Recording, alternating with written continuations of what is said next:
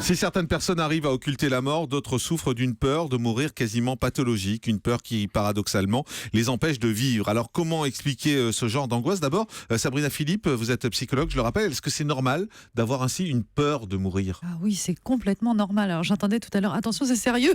Oui, c'est sérieux, parce que c'est la peur de mourir, quoi. La peur de mourir, mais c'est sérieux, en même temps, ça ne l'est pas.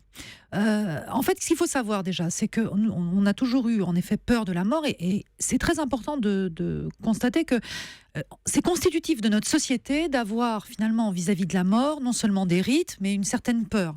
C'est comme ça que notre civilisation aussi est née quelque part. On distingue finalement, même dans la préhistoire, deux périodes où il y a eu des rites funéraires et pas de rites funéraires, et la société est née des rites funéraires. Donc ça, c'est très important. Alors, ce qui est important de dire aussi, c'est qu'en fait, nous vivons tous dans cette peur de la mort, mais aussi dans une inconscience totale de la mort. Et nous nous réveillons le matin, bien heureusement, on n'y pense pas, et on pense plutôt qu'on est immortel. Nous pensons tous que nous sommes immortels.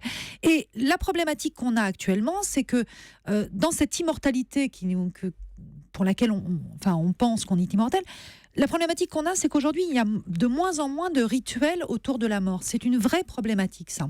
Et ça augmente cette peur. C'est-à-dire que la mort ne fait plus partie de notre société, en réalité. Notre société telle qu'elle est, notamment en France, notre société occidentale. Je ne sais pas si vous vous souvenez, Jean-Marc, avant, devant des immeubles parisiens, vous aviez, quand quelqu'un était décédé, vous aviez tout un entourage, un drapé noir. Voilà. Sûr. Il y avait on veillait, par exemple, les morts. C'était quelque chose qui se faisait. On veillait toute la nuit les morts. Ces rites funéraires permettaient d'inclure la mort dans la vie. C'est-à-dire que la mort n'était pas cachée comme elle l'est aujourd'hui. Aujourd'hui, on ne veut pas la voir. On n'en parle pas. Et d'ailleurs, je vous remercie de faire une émission avec cette chronique sur la mort parce qu'on ne veut plus en parler de la mort.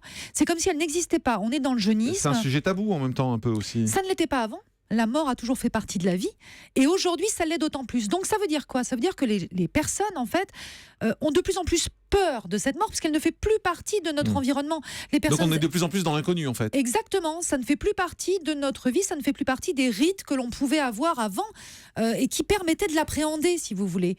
Aujourd'hui, on vit, on est jeune, si on est âgé, on est en maison de retraite, on ne vous voit plus, et puis après, boum, c'est fini. Vous voyez ? Donc c'est un vrai problème, ça. Mais ça veut dire qu'il faudrait en parler. Je sais par exemple que dans certaines sociétés, je crois que c'est en Suède par exemple, on envoie des fois des enfants, des jeunes, voire des personnes âgées dans des maisons de retraite justement, ou dans des hôpitaux pour évoquer cette notion de mort et pour qu'ils l'intègrent tout jeune au fond. Mais exactement, mais ils ont tout à fait raison parce que c'est une vraie problématique et on sait qu'aujourd'hui, bon nombre de personnes développent, on ne va pas dire des pathologies, mais des difficultés psychologiques parce que la mort n'existe plus dans notre société en tant que telle. Et pourtant, elle est là, elle est présente pour chacun de nous. Et donc, on ne peut pas faire sans cette pensée.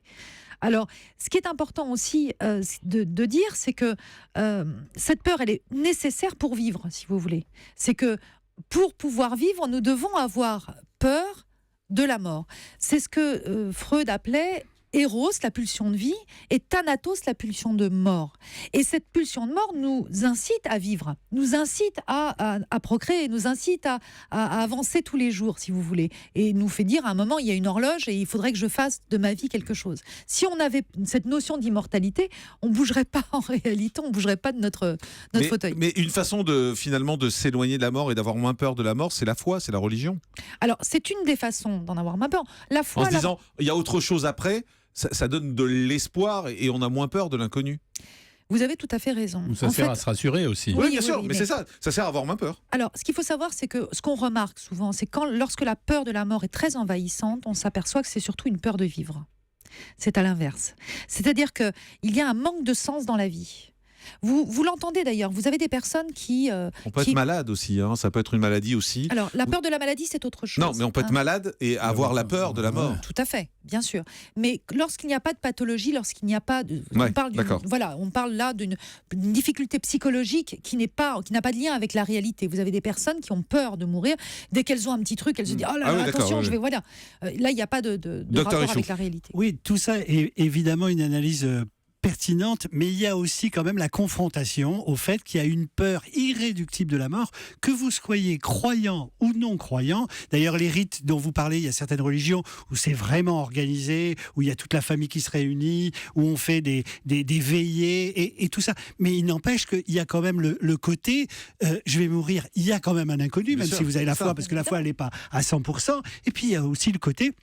j'ai envie de vivre. C'est-à-dire, plus que de la peur de la mort, c'est aussi la peine de laisser ce monde qui nous... C'est intéressant, qui nous ça, Sabrina ravit. Philippe. L'envie de vivre, c'est ce qui est une façon de positiver la peur de la mort. C'est Ouais. pas qu'on a peur de la mort, c'est qu'on a envie de C'est continuer qu'on à a vivre. envie de vivre. Mais les personnes justement qui ont souvent peur de la mort d'une façon un petit peu plus avec plus de difficultés, ont souvent se disent mais j'ai pas fait assez de choses dans ma vie. Il n'y a pas assez de sens dans ma vie. Donc donner du sens à sa vie, c'est aussi affronter cette peur de la mort.